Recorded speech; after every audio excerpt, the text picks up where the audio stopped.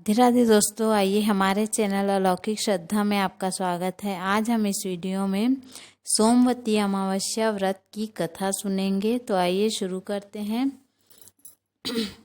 एक गरीब ब्राह्मण था। उस परिवार में पति पत्नी के अलावा एक पुत्री भी थी। वह पुत्री धीरे धीरे बड़ी होने लगी। उस पुत्री में समय और बढ़ती उम्र के साथ सभी स्त्रियोचित गुणों का विकास हो रहा था। वह लड़की बहुत सुंदर, संस्कारवान और गुणवान थी, किंतु उसका विवाह नहीं हो पा रहा था। एक दिन उस ब्राह्मण के घर एक साधु महाराज पधारे। वो उस कन्या के सेवा भाव से बहुत प्रसन्न हुए और कन्या को लंबी आयु का आशीर्वाद देते हुए साधु ने कहा कि इस कन्या के हथेली में विवाह योग्य रेखा नहीं है। तब ब्राह्मण दंपति ने साधु से उपाय पूछा कि ये कन्या ऐसा क्या करे कि उसके हाथ में विवाह का योग बन जाए। साधु ने कुछ देर विचार करने के बाद अपनी अंतर्दृष्टि से ध्यान करके बताया कि कुछ दूरी पर एक गांव में सोमा नाम की एक धोबिन जाति की एक महिला अपने बेटे और बहू के साथ रहती है, जो बहुत ही आचार विचार और संस्कार से संपन्न तथा पतिपरायण है। यदि यह कन्या उसकी सेवा करे और महिला इसकी शादी में अपने मांग का सिंदूर लगा दे, उसके बाद इस कन्या का विवाह हो तो इस कन्या का वैधव्य योग मिट सकता है। साधु ने यह भी बताया कि वह महिला कहीं आती जाती नहीं है। यह सुनकर ब्राह्मणी ने अपनी बेटी से धोबिन की सेवा करने की बात कही। अगले दिन कन्या प्रातः काल ही उठकर सोनमा धोबिन के घर जाकर साफ सफाई और अन्य सारे कार्य करके अपने घर वापस आ जाती है। एक दिन सोमा धोबिन अपनी बहू से पूछती है कि तुम तो सुबह ही उठकर सारे काम कर लेती हो और पता भी नहीं चलता।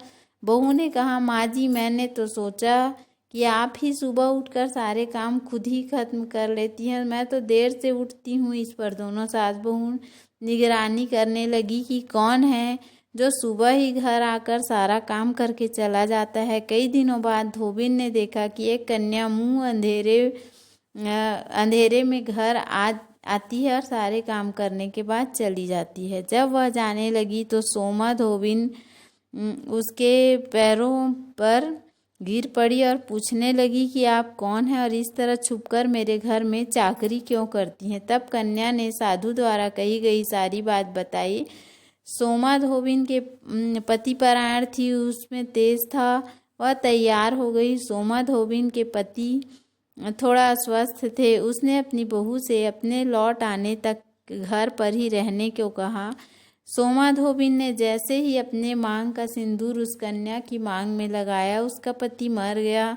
उसे इस बात का पता चल गया कि वह घर से निराजल ही चली थी। यह सोचकर कि रास्ते में कहीं पीपल का पेड़ मिलेगा तो उसे भौंरी देकर उसकी परिक्रमा करके ही जल ग्रहण करेगी। उस दिन सोमवती अमावस्या थी। ब्राह्मण के घर मिले पूरे पकवान की जगह उसने ईंट के टुकड़ों से 108 बार भौंरी देकर 108 बार पीपल के पेड़ की परिक्रमा की और उसके बाद जल ग्रहण किया। ऐसा करते ही उसके पति के मुर्दा शरीर में वापस जान आ गई। धोबिन का पति वापस जीवित हो उठा। इसलिए सोमवती अमावस्या के दिन से शुरू करके जो व्यक्ति हर अमावस्या के दिन भौंरी देता है, उसके सुख और सौभाग्य में वृद्धि होती है। पीपल के पेड़ में सभी देवों का वास होता है।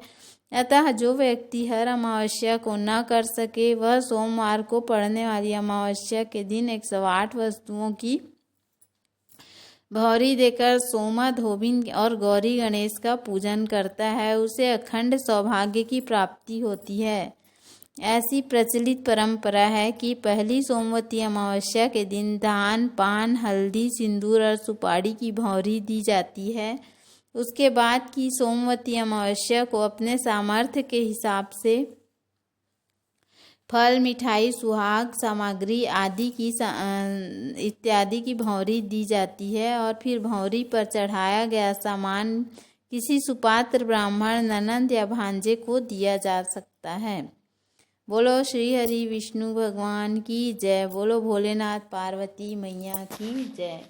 तो उम्मीद है आपको हमारे द्वारा सुनाई गई कथा पसंद आई होगी। यदि हमारा वीडियो पसंद आए तो वीडियो को लाइक शेयर और सब्सक्राइब करना ना